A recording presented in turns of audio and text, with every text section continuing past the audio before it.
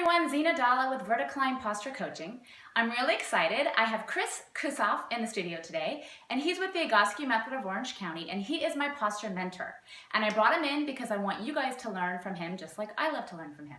So thank you, Chris, for being here. You're welcome. Great to be here. So tell us a little bit about the Egoscue method. What is it, and how did you learn about it? Okay. It probably starts with Pete Egoscue's story. Pete Egoscue being the founder of the method and everything. Quickly, his story, very interesting one. Was in the Vietnam War, was a Marine, shot in the hip. So went through his surgery, his physical therapy. As you can imagine, right in the story, what kind of muscle damage and disparities that something like that's going to create. Yeah. So he wound up healed from his injury. But starting to suffer from severe nerve pain, sciatic pain down his leg. Doctors told him it might be post-traumatic stress. He said, there's really something wrong. Yeah. Found himself studying anatomy, looked at himself in the mirror. His hip was up, his body was shifted, his knee was collapsed in, and the side of the pain didn't look like the other side. So he actually said, what if I got my body balanced? What if I got these muscles over here to do the same thing as this side? And trial and error, his background studying, he was able to balance his structure, and we know the story, his pain went away. Yeah. So from there, he light bulb on, and fast forward, 40 years from there, 45 years or so, and here we are. Great. And what do you do in your studio when the clients come in? Perfect. So it's the Egoscue method is a fully formed method at this point in time. So what we do is primarily personalized postural programs for people. Most of the clients are coming in pain anywhere from mild or minimal, and they want to make sure it doesn't get any worse, to severe, where we have people on huge painkillers, loved ones driving them in wheelchairs. Yeah. So and what we're going to do is identify their posture. We're going to relate it to where we know the posture should be. And amazingly enough, when you look at those two, the correlation where their posture is out compared to where it should be is exactly where their pain is at. And of course, the key to Egoscue is looking at the entire unit of the body. The pain is not the cause of the problem, the source of the pain.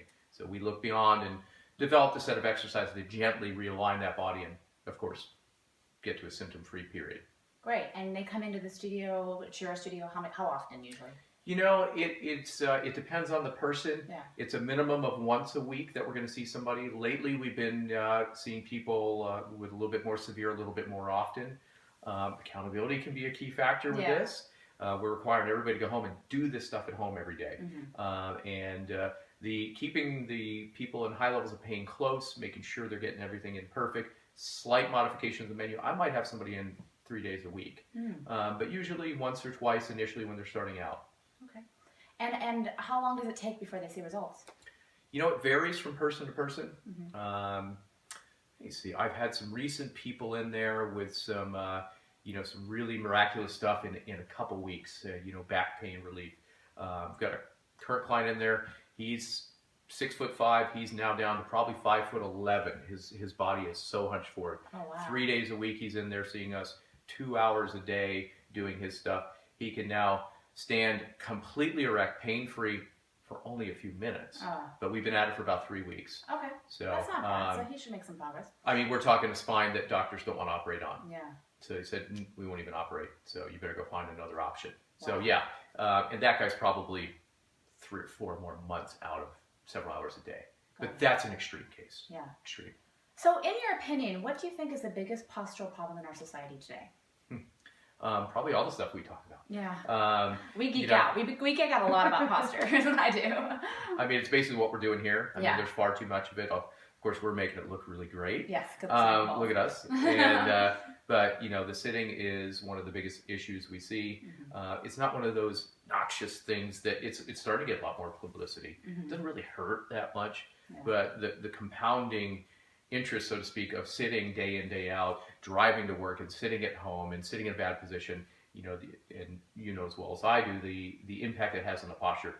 Very weak, tight hips, disparaging hips because nobody's sitting straight there, and this. So once you combine that with, I need to go to the gym and work out after I've been sitting all day, the bodies they're taking to the workout is actually speeding them to break down. So I'd have to say it's the sitting and the sitting posture that we see. You know, most of the pains we're seeing are not a product of, oh my God, I fell down a flight of stairs. That is actually like 2%. Right. You know, it's mostly this long-term conditioning and a few injuries thrown in, and just the body reaches its limit. Right. Good. They say that sitting is the new smoking. I know. You heard that one? Yeah. So what is the first thing you notice about somebody when they walk into the studio? I think people may be nervous to walk in after you answer this question, but what do you first notice? Yeah. You know, it probably, I would say, used to be, you know, of course, I'm doing my final, you know, analysis of their posture. But beyond that, you know, to be honest, in having done this for a lot of years, 15, 16 years, there's not a whole lot of people we can't help. The biggest factor there is, you know, the person's mentality, their demeanor. Interesting. Are they excited to be there? Yeah. I mean, getting the gauge of the person who, and again, that's just the initial view. You know, a husband dragging a wife in or vice versa, and somebody that doesn't want to be there. Are they going to be compliant? Are they going to do this stuff well? Are they going to communicate well? You know, which are key components of the process? No. So, and of course, the posture is just, you know, coming in on its own. Yeah. You know, so. Do you notice the gait first? Do you notice like how they're hunched over? Certainly looking for all that stuff. Okay. And the one client I was saying that was really bent forward, you know, the last couple times I saw him, I'm with somebody else, but I'm watching him. I know his left ankle is extremely collapsed, and it's turned out, and he offsets it. So I'm making my initial assessment as he walks by, and just out of the corner of my eye. So certainly going to be the posture, without question. Do you assess people when you're walking around in the regular universe like I do? We try not to, but yeah, because I've done so much of it. And to be honest, you know, and I've gone up to people, I'm sure you have, and talked to them, but our VP is this, you've met Ryan, I think. Have you met Ryan? He's just a, you know, kind of a kooky guy. And he gets it. I mean, he walks up to somebody on the street in Monterey and, oh my God, I see the knee. I see what's going on. That person, in 2 days later, was from Monterey in a clinic in Beverly Hills, starting the Egoscue process. Amazing. So most people don't love it too much, but you're certainly looking at things, especially runners, people like that. It's pretty frightening what's going on out there. Yeah. But yeah, it's hard not to notice and hard to turn off. Yeah. So you touched on the mental element of it just a wee bit in the previous answer. Let's talk about that. So is that a huge key to success in terms of getting people from pain to pain-free? Yeah. I mean, you know, unfortunately, we're a lot of times the last stop for people. You know, it's still not a, you know, the whole idea of posture and pain is still, you know, not as huge as it needs to be. So we're seeing people after they've tried so many things and after they've potentially even had a surgery, and they're, you know, there's a lot of, you know, am I ever going to get well? There's a lot of, you know, they're disheartened, they're depressed. Yeah. You know, their commitment levels. Oh, great, here's another guy telling me I can get well. So it is, to be honest, it's again, it's the hugest component anymore. Yeah. The tools we have, and I have access to Pete Egoscue, the founder. Talked to him 2 days ago about a running client of mine, and amazing. You know, the menus are, you know, the sets of exercises are simple. Yeah. A lot of work goes on behind the scenes, but they're the simple part. You know, connecting with that client, supporting that client, getting that client to believe there's hope at the end, and is, you know, that's the biggest component. So compliance. How do we get people to comply with their exercise routine? Do you have any special tips or techniques? You know, part of it, what we've learned several years ago, and it's not foolproof by any means. So, you know, doing this stuff and being with a skilled person costs money. So that's one factor. You know, we're not insurance based. So coming in here and working with us, and if I give you homework, okay, throw your money out the window by not doing it. That's, I've actually, it is one of my arguments against, oh, you're not covered by insurance and this is expensive. Yeah, because it'll work if you do it. Right. And that's helpful. But, you know, we try to take it all away. We make the exercises simple to do at home. I actually get a commitment on day one. Okay, I truly believe that I can help you and get you well. This is what I need from you. Exercises every day. Can you do that? Certainly can. Can you get in here when I need to see you? I need you to call me with questions. Right. This is not a you come in and don't bug me thing. You know, I'm going to be mad if you don't call me and I see you next week, and even because I'm going to call you, and you know, so, and I want that commitment, which we can always go back to that and say, hey, you know, this is how it's going to work. So again, not foolproof, but it does potentially weed out people from the beginning. Yeah. So if somebody says, I'm exercising 7 days a week. It might start at 20 or 30 minutes. I'm probably going to need you to do an hour a day. Mm-hmm. Can you do that?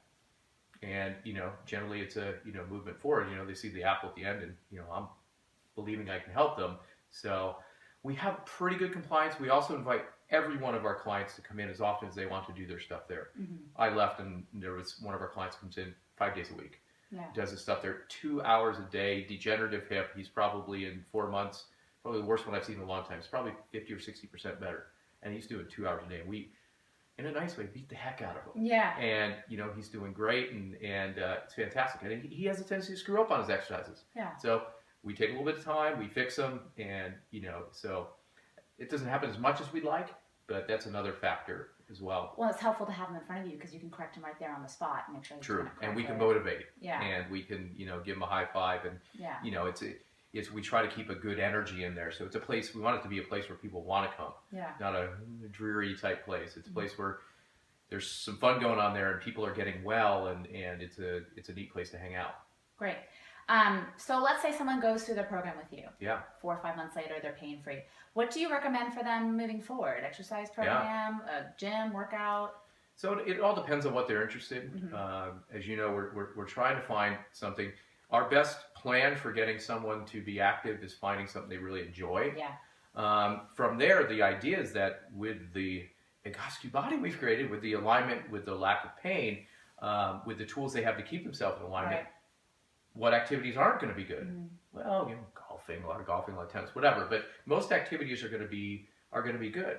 So, and it's also a mindset. Okay, we've done the stretching, the knee pillow squeezes, the hip crossovers. Your body's in alignment. We now need you doing something functional to maintain and strengthen that position so you can keep this going.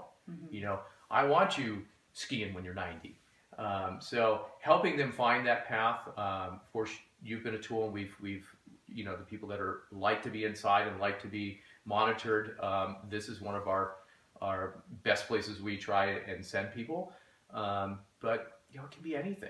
Mm-hmm. There shouldn't really be stuff we want them to minimize. Okay, you ride your, biking is huge around here, so a lot of road bikers and mountain bikers, just don't do it 7 days a week. Yeah, exactly. And if you're going to do a little bit of stuff before, make sure you get your body out of that position after. Mm-hmm. Mm-hmm. So.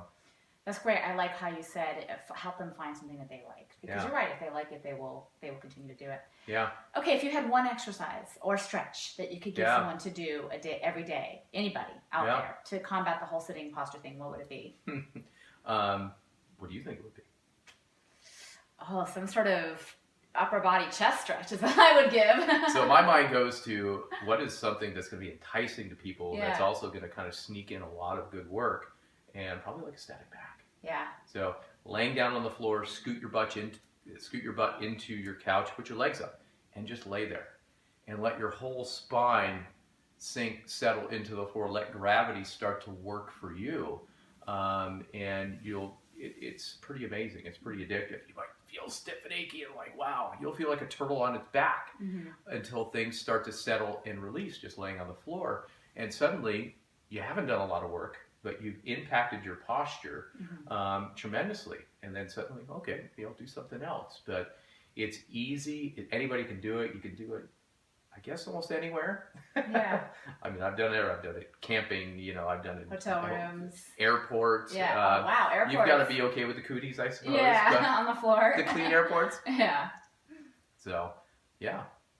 Awesome. Where do you think the posture industry is going? Because I have my own opinions. Yeah. But I love your opinion. In about 5 years, where do you see this posture world going?